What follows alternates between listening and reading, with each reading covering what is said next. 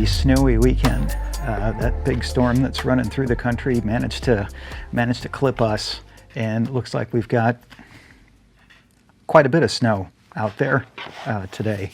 It's cold, it's 9 degrees. I think it's the second snow of the winter season that we've gotten. So we decided to be holed up for the entire weekend.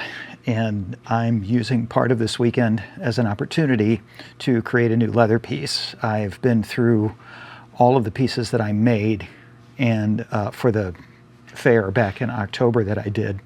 And it struck me that there was one type of bifold wallet that I don't have.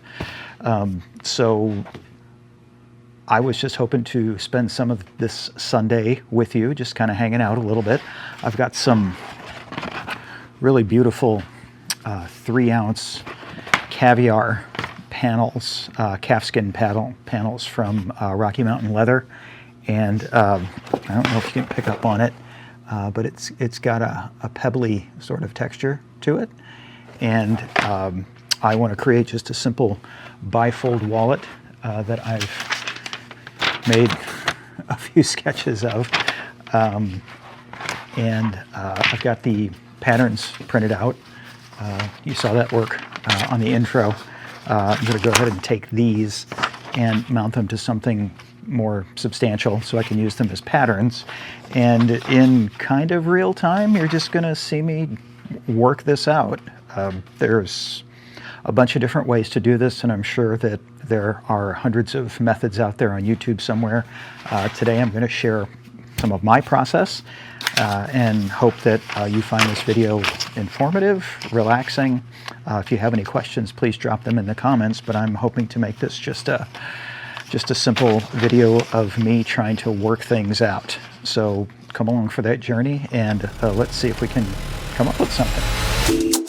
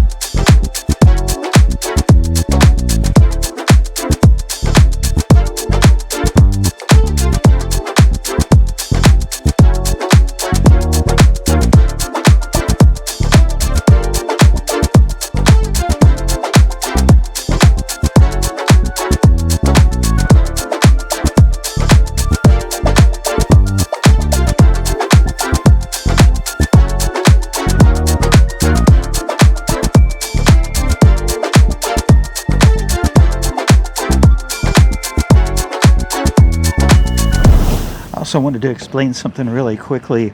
The long piece here is the piece that these others will attach to. So these 3 pieces, as I showed you earlier, will stack up on this side. These 3 pieces will stack up on this side. Now there's an extra piece here that is just a little bit longer than this piece here. I went ahead and made a pattern for this, but I don't always know exactly how long this piece is going to be. It's usually a function of the thickness of the leather, and because I'm working with thinner leather on this particular piece than I usually work with, I don't think that this piece needs to be too much longer than this piece. And here's what I mean. This piece on this particular wallet is the piece that all of these pockets are attached to. Then on the back side, I have a cash flap. So the cash is actually on the outside of the wallet in this particular design. But the trick is wallets fold. So once you fold, you're increasing the distance on a piece that's on the outside of this piece. So this piece naturally has to be longer in order to accommodate the fold. So because this is new leather for me, I'm not exactly sure how long that piece needs to be, but what I will do is I will lay this piece, this pattern piece, on the yellow leather, and I will cut this line, this side, and this side, and I'll actually cut them a lot longer than I need, an inch or two. And then I will secure one edge when I get the wallet assembled. I'll secure one edge of this to the side of the new wallet, and I'll let it stretch around, and I'll be able to mark that piece where it needs to be cut. So I'm not going to glue this one down just yet. I'm going to concentrate on these guys and start getting the yellow material cut out.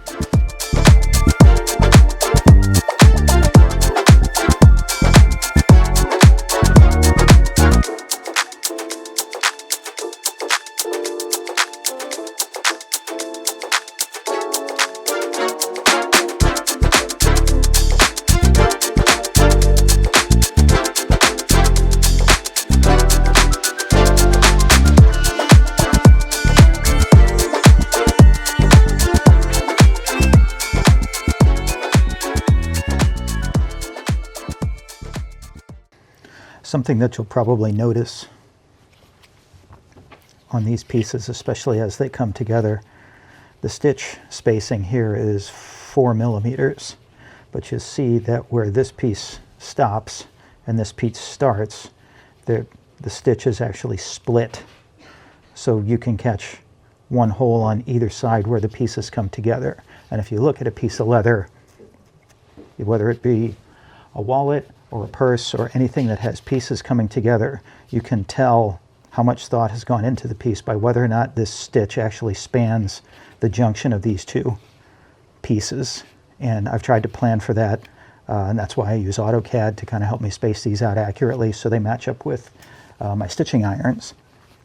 So that's the reason you see these stitch lines split the way they are when pieces come together.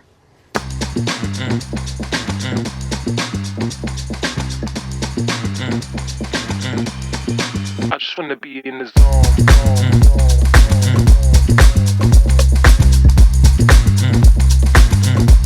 You know, in the zone.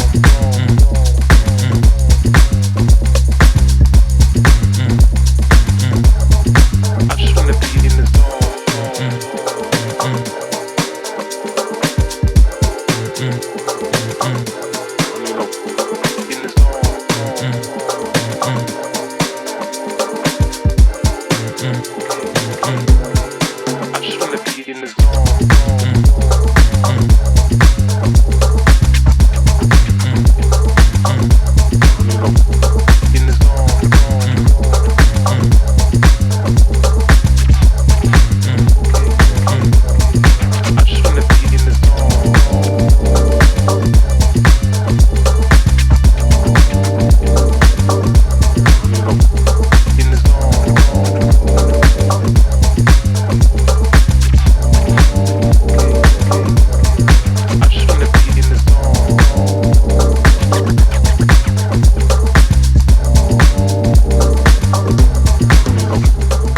This is the thin buttero that I'm using for the inside of the wallet. I had it split down to two ounce. It's pretty thin, but when they split down, it leaves the flesh side of the piece a little rough. So we're going to burnish that down with some burnishing compound and a glass slicker, just to make pulling cards in and out a little more easy.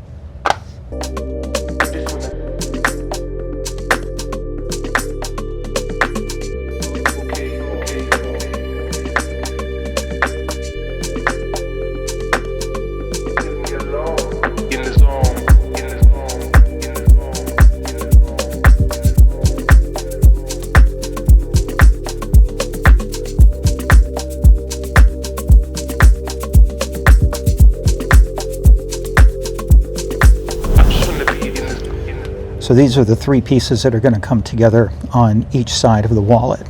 This will be the back piece. Then this T-pocket will lay in here, and this pocket will cover it. And that should start looking like a wallet to you. The thing is, even though this leather is very thin, when you start stacking pieces, it starts getting a little thick and bulky. And if you look really carefully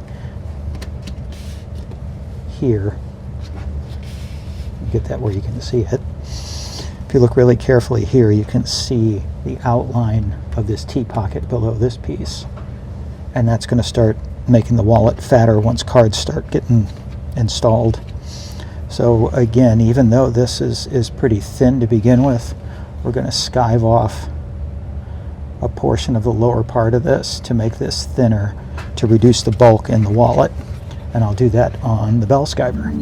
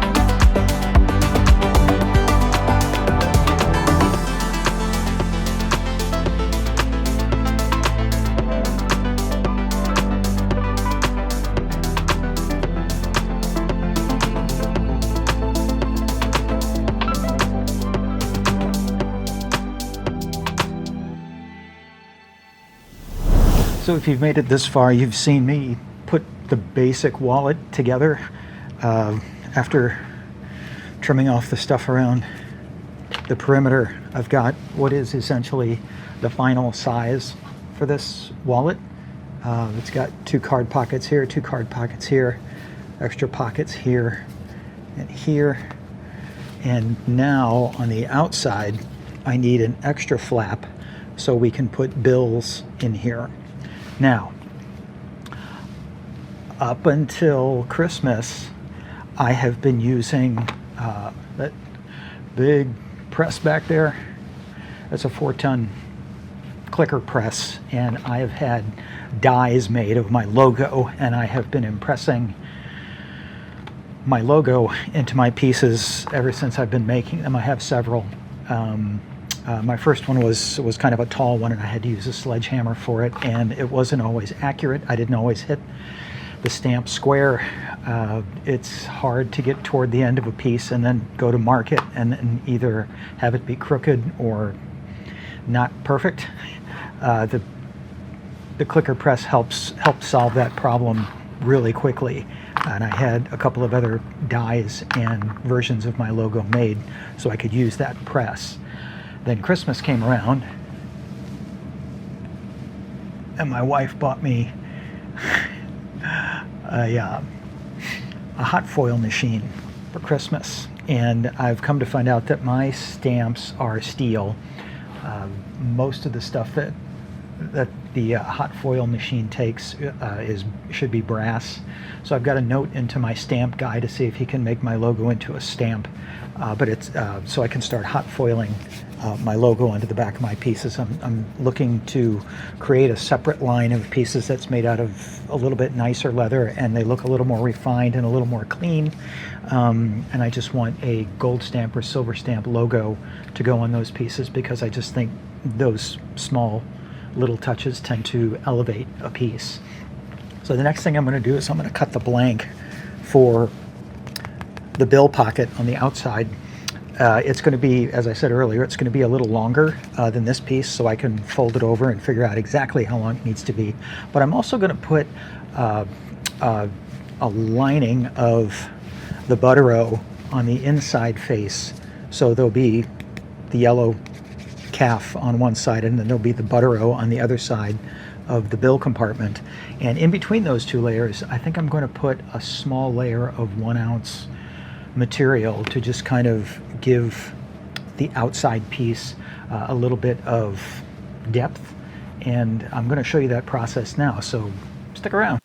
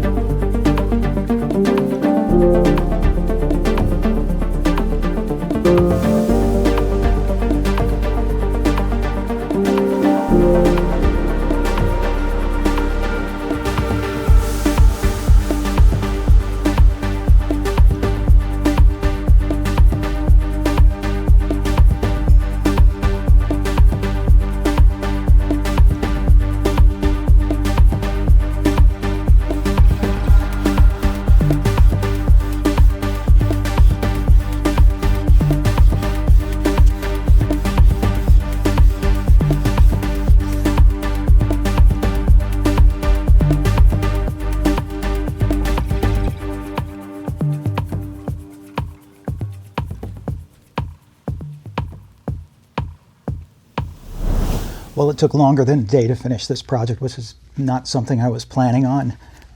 But here it is, the finished project. And like all prototypes that I make, I always learn something along the way, despite my best planning intentions. I have already seen where I can make this piece a little shorter in this direction. Some of the layers are a little heavier inside than I thought they would be after they were folded together. I can kind of see a good deal of resistance folding this up for the first time, but folded up, it's a very useful thickness. It does hold bills. It will hold the bills. It will hold these cards. It will also hold cards in here, in these pockets.